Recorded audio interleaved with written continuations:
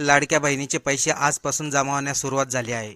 ज्या महिलांचे मुख्यमंत्री माझी लाडकी बहीण या योजनेचे पैसे जमा झाले नव्हते, त्यांचे पैसे आता 29 ऑगस्ट पासून जमा होण्यास सुरुवात झाली आहे। म्हणजेच की हे पैसे महिलांच्या खात्यामध्ये 29, 30 आणि 31 या 3 तारखेमध्ये जमा होतील। त्यामुळे ज्या महिलांच्या खात्यामध्ये अगोदर पैसे जमा झाले नव्हते, त्या महिलांच्या खात्यामध्ये आता 3000 रुपये जमा होणार आहेत।